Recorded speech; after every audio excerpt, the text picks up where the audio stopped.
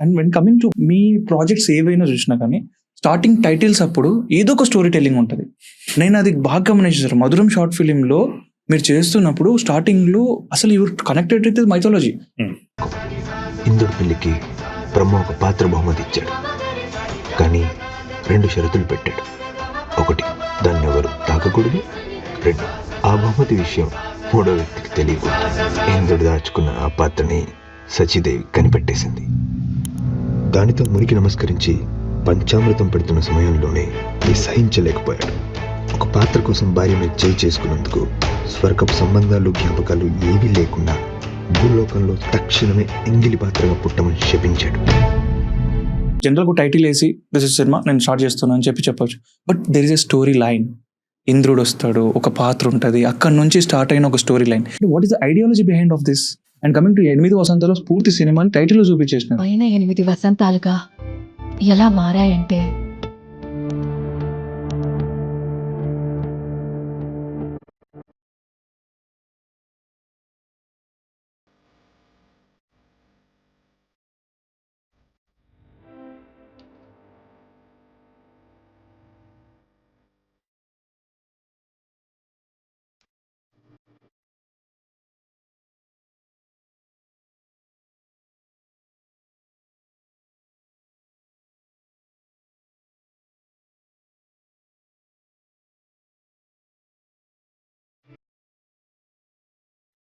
What is the ideology behind of this? First thing అంటే audience ఏదో prepare చేద్దాము అన్నట్టు ఏం లేదు. నాకు టైటిల్స్ ఎప్పుడు ఓపెనింగ్ టైటిల్ సీక్వెన్సెస్ అనేవి చాలా ఇంట్రెస్టింగ్గా ఉండాలి అని నా నమ్మకం. నేను జనరల్గా హాలీవుడ్లో ఇష్టపడే చాలా పెద్ద పెద్ద ఫిల్మ్ మేకర్స్ కూడా వాళ్ళు చాలా సీరియస్గా ట్రీట్ చేస్తారు దేర్ ఓపెనింగ్ టైటిల్ సీక్వెన్స్ అనేది. In fact they call it a film before the film. Okay, almost మనం సినిమా చూడడం కంటే ముందే 2 నిమిషాల సినిమా అన్నట్టు వాళ్ళు చెప్తారు. సో ఇక్కడ 8 వసంతాలు కేసులో చూసుకుంటే ఆ అమ్మాయి పరిగెట్టుకుంటూ వచ్చినప్పుడు అప్పుడు మనకు లైన్ వస్తుంది. అంటే నా జీవితంలోని 8 సంవత్సరాలు, అంటే నార్మల్ అయిన 8 సంవత్సరాలు అందమైన 8 వసంతాలుగా ఎలా మారాయంటే అని చెప్పి కర్టెన్ ఓపెన్ చేస్తుంది. ఓపెన్ చేసినప్పుడు ఆబ్వియస్లీ మనం కథను వెనక్కి తీసుకెళ్ళాలి. ఇప్పుడు ఆ 27-28 ఇయర్స్ ఉన్నప్పుడు శుద్ధి కర్టెన్ ఓపెన్ చేసిందంటే వెనక్కి let's take the entire world backwards అన్నట్టు. అక్కడ నుంచి మోస్ట్ ఇంపార్టెంట్ సీక్వెన్సెస్ అన్నిటిని వెనక్కి తీసుకెళ్ళి ఆమె డోజోలో కాలు పెట్టేంత వరకు మనం తీసుకెళ్తాం. సో అది కథకి కూడా హెల్ప్ అయింది. So it's not particular strategy ఏం లేదు sir. The strategy is simple. అంటే as I said, keep it interesting. Title sequence అంటే ఓన్లీ పేర్లు వేయొద్దు, అక్కడ కూడా కొంచెం ఆడియన్స్ ఏదో చూసి ఆలోచించేటట్టు చేయి. అది ఫార్చునేట్లీ నీ కథకి హెల్ప్ అయితే ఇంకా మంచిది. చాలా ఇంటిగ్రేటెడ్ ఉంటుంది. ఈ బర్క్లీ నుంచే కదండి సార్ మొత్తం గొడవ స్టార్ట్ అవుతుంది సినిమాలో. What is this? మనకి ఇప్పుడు హార్వర్డ్, ఆక్స్ఫర్డ్ ఎట్లనైతే అకాడమిక్స్ కి చాలా హైయెస్ట్ ఎక్సలెన్స్ ఉన్న ఇన్స్టిట్యూట్స్, బర్క్లీ ఆర్ ట్రినిటీ అనేవి మ్యూజిక్ కి అలాంటివి. అందుకే మనకి యూట్యూబ్ లో బర్క్లీ కాలేజ్ ఆఫ్ మ్యూజిక్ వాళ్ళు రెహమాన్ కి ట్రిబ్యూట్ ఇవ్వడం అనేది జరుగుతూ ఉంటుంది. సో బర్క్లీ అనేది చాలా ప్రెస్టీజియస్ ఇన్స్టిట్యూట్. అది బాస్టన్ లో, మాసచ్యూసెట్స్ లో ఉంది, అమెరికాలో. సో మనోడు అక్కడ నుంచే వస్తాడు కాబట్టి మనోడికి ఆ క్లాసికల్ మ్యూజిక్, వాళ్ళ ఫాదర్ కూడా అంతకుముందు బర్క్లీలో ట్రై చేస్తాడు, దొరకలేదు. ఇక మన దగ్గర ఒక అంటే మ్యూజిక్ ఫర్ ఐఐటి ఇలాంటిది అనుకోవచ్చు, చాలా హై స్టాండర్డ్స్ ఉన్న ఒక ఇన్స్టిట్యూట్. దాంట్లో క్రాక్ చేయాలి అని మనోడు అనుకుంటాడు. ఓకే సార్, నాకు ఒక క్వశ్చన్ కొడుతుంది సార్, మిమ్మల్ని అడుగుతా. కొట్టండి, సమాధానంతో కొట్టచ్చుగా. కొట్టండి సార్. చెప్పండి sir, actually starting of the మూవీలో అంటే ఫస్ట్ హాఫ్లో చూస్తే ఒక పర్సన్ వాళ్ళ నాన్న దగ్గర కొడుకుగా బ్రతకడానికి ప్రేమికుడుగా చేస్తాడు. వీడిని కరెక్ట్ అనాలా తప్పు అనాలా? అందరి తరపున నేను చెప్పలేను, నన్ను అడిగితే నేను చెప్తా నాకు ఏది కరెక్ట్ ఏది రాంగ్ అట్లా. అంటే నువ్వు లవర్గా పక్కకి వెళ్ళిపోయినా కూడా ఒక హ్యూమన్ గా నీకుండే డిగ్నిటీని నువ్వు మెయింటైన్ చేయాలి అని నేను అంటాను అక్కడ. ఉదాహరణకి అంటే మనకు శుద్ధి గురించి అంత తెలుసు కాబట్టి ఆమె ఎంత కంపోజ్డ్ అండ్ స్టాయిక్ ఉమెనో తెలుసు. ఎంత కష్టాన్నైనా ఆమె తట్టుకొని కొంచెం స్థితప్రజ్ఞతతో ఉండే విమెన్ అనే మనం చూపించాం ఫస్ట్ నుంచి. 17 yearsకే డెత్ గురించి ఎలా రాయగలిగావమ్మా అని అడుగుతాడు స్టార్టింగ్ అతను. సో నువ్వు ఎక్కడో ఆ అమ్మాయికి నా లైఫ్లో ఇలా జరుగుతుంది, నన్ను క్షమించు, నేను ఈ లవ్ని కంటిన్యూ చేయలేను, బర్క్లీలో సీట్ కోసం అని నేను ఒప్పుకుంటే అంకుల్ నాకు ఏదో ఒక రకంగా సీట్ ఇప్పిస్తా అన్నాడు, దానికోసం వాళ్ళ డాటర్ని పెళ్లి చేసుకుంటావా అని అడిగిండు, నన్ను క్షమించు శుద్ధి అని అంటే నిన్ను దగ్గర తీసుకొని నీకు ఒక హగ్ ఇచ్చి పంపించగలిగే అంత అమ్మాయి. ఇది ప్రేక్షకులకి తెలుసు, నీకు తెలుసు as Varun. But look at the route that you have taken. అంటే అందరూ ఏదో గుడ్డెద్దు చేలో పడ్డట్టు ఇంటర్నెట్లో మీమ్స్ చేస్తున్నారు, కానీ వరుణ్ చేసింది కరెక్ట్ అయితే శుద్ధి చేసింది కూడా కరెక్టే, వరుణ్ చేసింది తప్పు అయితే శుద్ధి చేసింది కూడా తప్పే. అంటే బ్రూస్ లీది ఒక కొటేషన్ ఉంటుంది, ఫింగర్ని మూన్ వైపు చూపిస్తే చాలామంది ఫింగర్ చూస్తారంట, మూన్ వదిలేసి. ఇది అలాంటి రకం. నేనేం చెప్తున్నా, మీరు ఏం చూస్తున్నారు అక్కడ? రీజన్స్ కాదు, రీజన్స్ ఎలిమెంటరీ స్కూల్లోడైనా కనెక్ట్ చేస్తాడు, దానికి పెద్ద తెలివి అవసరం లేదు.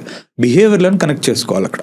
నేనేం చెప్తున్నా, ఇప్పుడు ఇన్ని జరిగినాయి. అలాంటిది వాడు ఆ అమ్మాయి, అరే నీకు వెయిటర్ రెస్టారెంట్లో ఒక వెయిట్రెస్ వచ్చి కాఫీ పోస్తుంటే ఆమె ముక్కు పుడక చూడగలిగినోడివి, hey that's nice no spin అన్నవాడివి, ఆ అమ్మాయి ముక్కు పుడక గుట్టించుకుందన్న విషయం కూడా నాకు గమనించలేదు.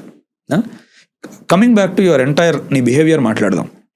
బర్క్లీ పోయిన దగ్గర నుంచి సరే ఆ అంకుల్ నీకు అవకాశం ఇచ్చిండు. నెక్స్ట్ డే ఆ అమ్మాయి గేట్ దగ్గరికి వస్తే మీ ఇంట్లో పనిచేసే వాడితో లేదని అబద్ధం చెప్పించావు. నువ్వు అమెరికాకి వెళ్తున్నావు అన్నది చెప్పొద్దని చెప్పావు. వెళ్ళిపోయిన తర్వాత ఆ అమ్మాయి ఫోన్లు చేస్తే నువ్వు ఎత్తలేదు. ఆ అమ్మాయి నీకోసం పరిగెట్టుకుంటూ వచ్చి నేను హగ్ చేసుకున్న తర్వాత అప్పటికి కూడా అమ్మాయి ఏమన్నది, నేను ఒక్క మాట అన్నది అంతే. వెళ్ళిపోయేటప్పుడు మీ ఫాదర్ ఆపి నిన్ను, నీకు సిగ్గు ఎక్కడ పోయింది అంటే, నేను పాత్రని అంటున్నా. అంటే నేను ఇదంతా మాట్లాడేది ఏంటంటే ఇక్కడ లవర్ అవసరం లేదు, ఇక్కడ ఇంకొక మ్యాన్ ఆర్ ఉమెన్ కూడా కాదు ఇది క్వశ్చన్. హ్యూమన్ ఎక్కడ పోయాడు నీలో ఉన్నాడు? ఎంత ముడుచుకొని చచ్చిపోయాడు ఆ భయానికి. Where is the human being in you? మీ నాన్నకి నువ్వు వెనక్కి తిరిగి షీజ్ అ డెస్పరేట్ అమ్మాయి అని చెప్పావు. నువ్వు ఫస్ట్ నుంచి అబద్ధాలు చెప్పే వ్యక్తివే. ఎందుకంటే నువ్వు మీ నాన్నకి ఏం చెప్పావు, సండే రోజు నేను క్లాసికల్ మ్యూజిక్ నేర్చుకోవడానికి చెన్నై వెళ్తున్నా అని చెప్పొచ్చావు ఈ అమ్మాయి దగ్గరికి. ఈ రోజు మీ నాన్నతో అమ్మాయి డెస్పరేట్ అమ్మాయి అని చెప్తున్నావు. ఇంకొకటి, మీ ఫాదర్ ముందు నువ్వు 2 minutes ముందు, dad Berkeley is not so hard, I'll get it, నేను క్రాక్ చేస్తాను, మీరు అనుకున్నంత కష్టమేం కాదు అంటావు. మీ ఫాదర్ ఇట్లా వెళ్ళిపోయిన వెంటనే మీ మదర్ దగ్గరికి వచ్చి, బర్క్లీ నాతో అయితలేదు, మస్తు టఫ్ ఉంది నాకు లోపల, అయినా మీ డ్రీమ్స్ నా మీద ఎందుకు రుద్దుతున్నావు అంటే నువ్వు ఫస్ట్ నుంచి డబుల్ వ్యక్తివే. అంటే ఆడియన్స్ ఇవన్నీ ఎందుకు గమనిస్తలేరు అంటున్నా. కేవలం ఏదో గుండె పగిలింది, ఫస్ట్ లవ్, అరే ఇది కరెక్ట్, ఇవన్నీ ఎక్కడ పోయినాయి? ఎందుకు ఇగ్నోర్ చేస్తుండ్రు? ఇవన్నీ ఈస్టర్ ఎగ్స్ అన్నీ ఎందుకు ఇగ్నోర్ చేస్తుండ్రు? సో ఇప్పుడు అట్లాంటోడు డెస్పరేట్ అమ్మాయి అని చెప్పి దిగి మన ఇద్దరి మధ్యలో జరిగింది ఒక హార్మోనల్ థింగ్. ఏం హార్మోనల్ థింగ్? కాశ్మీర్లో నువ్వు ఏమని ప్రపోజ్ చేసినావు ఆమెకి? నీతో ఉన్నప్పుడు పోయిటరీ చదువుతున్నట్టు అనిపిస్తుంది నాకు, లేకపోతే ఏమంటారు ఒక అందమైన లిరిక్స్ వింటున్నట్టుంది అన్నావు. ఇక్కడ నువ్వు ఏమంటున్నావు? ఇదంతా ఒక హార్మోనల్ ఓవర్ డోస్, ఇదంతా ఒక స్టూపిడ్ క్రష్, టైం వేస్ట్ అంటున్నావు. నేను అనేది నీ డిగ్నిటీ ఎక్కడ పోయింది అంటున్నా. ఇంత పెంటకి సెకండ్ హాఫ్లో శుద్ధిని చూడండి. ఇంకోటి అన్నిటికంటే వరస్ట్ పార్ట్ ఏంటంటే, నువ్వు నీ ప్రేమని బయట పెట్టినావు. ఇక్కడ పెట్టినప్పుడు you are a part of someone else's pain or happiness. With all due respects నువ్వు ఆమెకు చెప్పుడు ఉండాల్సింది. You should have been a good man, you should have been a good human being. నువ్వు అది చేయలేదు. సెకండ్ హాఫ్కి వచ్చినప్పుడు శుద్ధి ఆమె ప్రేమను ఎవరికి చెప్పలేదు. ఆమె స్టిల్ ఇంకా ఫైండింగ్ స్టైల్లోనే ఉంది. నువ్వు పరిచయం ఇలా పాట కూడా చూసుకుంటే ఎక్కడ ఆ అమ్మాయి ఒక డౌట్లో ఉంటుంది. ఆ అమ్మాయి అందుకే అడుగుతుంది. సో ఆమెనే చెప్తుంది కార్తిక్తో, నాది వన్ సైడ్ లవ్వేరా, అనుకోకుండా పుట్టింది, అనుకుంటే పోతుంది అని. ఇప్పుడు నువ్వు బయటికి ఎవరికి చెప్పనప్పుడు నువ్వు ఎవరిని దాంట్లో పార్ట్ చేయట్లే. నీ పరిస్థితుల్లో నువ్వు మీ మదర్ని చూస్ చేసుకున్నావు with all dignity and due respects. Sanjay ఆమె ఎదురుపడ్డప్పుడు కూడా ఆమె హర్ట్ చేయలేదు అతన్ని. ఏదో లోపల ఉంది, పక్కకు వచ్చేసింది డిగ్నిటీతో. దాన్ని ఉన్న వరుణ్ణి పక్కన పెట్టి పోలుస్తున్నారంటే సమాజం పరంగా మనం ఎవరు అనేది నేను క్వశ్చన్ చేసుకో. అంటే మీకు మంచి చెడుకి తేడా తెలియట్లేదా? కారణం ఒకటి ఉంటే సరిపోతుందా? You should always judge a person by how they behave to a particular situation, not on what circumstances they are. అందుకే it's a very deeper layer. See, I love when people try to talk about it. నేను వాళ్ళకే వదిలేస్తున్నా, అది వాళ్ళ give away, వాళ్ళ take away, వాళ్ళు ఏదైనా తీసుకోవచ్చు. కానీ నేను ఆల్రెడీ అక్కడ అంతా రాసి పెట్టా. అది అందుకే నేను ఇంతసేపు మాట్లాడగలిగా దాని గురించి. సో ఇప్పుడు దాన్ని బట్టి మీరే చెప్పండి. ఫస్ట్ హాఫ్లో సెకండ్ హాఫ్లో ఇద్దరు వాళ్ళ పేరెంట్స్ కోసమే వదిలేశారు. కానీ పద్ధతులేండి. డెస్పరేట్ అంటావా నువ్వు ఆ అమ్మాయిని? నువ్వు సండే వరకు నువ్వు 10 సండేలు తిరిగి వెంటపడి, అరే ఆ అమ్మాయి నీతో కనీసం లిరిక్ ఇచ్చేటప్పుడు కూడా నీకు డైరెక్ట్ ఇవ్వలేదు, ఫ్రెండ్కి ఇస్తుంది, ఇవ్వరా అని. ఫ్రెండ్ అడుగుతాడు ఆమెని, అదేంటి నువ్వే ఇవ్వచ్చు కదా అని. ఆ అమ్మాయి ఒక నిమిషం మీద ఆగి మళ్ళీ వాడి వైపు చూస్తుంది. అంటే ఆ అమ్మాయి అంత రెసిస్టెన్స్ ఉంది. ఇంటి వరకు కాశ్మీర్ వరకు వెళ్ళి డోర్ కొట్టినోడివి నువ్వు. అలాంటిది అమ్మాయిని నువ్వు నిన్న ఇంటి వరకు వచ్చావు, ఈరోజు ఇక్కడికి వచ్చావు, రేపు ఇంకెక్కడికి వస్తావు అంటావా? ఇట్లాంటి వ్యక్తిని పట్టుకొని మీరు ఫాదర్ కోసమే వదిలేశాడు. ఎన్ని లేయర్స్ ఉన్నాయి ఇందులో. That is what people are missing. And I don't expect people to see it. వాళ్ళంతా చూడగలిగితే సమాజం చాలా బాగుంటుంది. No, ఐఎమ్ థింకింగ్ ఎంత కీన్ అబ్జర్వేషన్ ఉండాలి నాకు అని అర్థం. No, you have to be కదా. ఎందుకంటే see, what is a film? True. What is a film if not for ఇన్ని లేయర్స్ ఉండడం? కీన్ అబ్జర్వేషన్ మనకు ఉండాలి ఆబ్వియస్లీ. ఎందుకంటే నేను చెప్పినవన్నీ వెరీ క్లియర్గా ఉన్నాయి అక్కడ. ఇప్పుడు నువ్వు ఫాదర్తోనేమో బెర్క్లీ గురించి అంత బాగా మాట్లాడావు అంటే నువ్వు మీ ఫాదర్ని కూడా మోసం చేస్తున్నట్టే కదా. నీకు ప్రాబ్లం ఉంటే మీ ఫాదర్తో చెప్పు.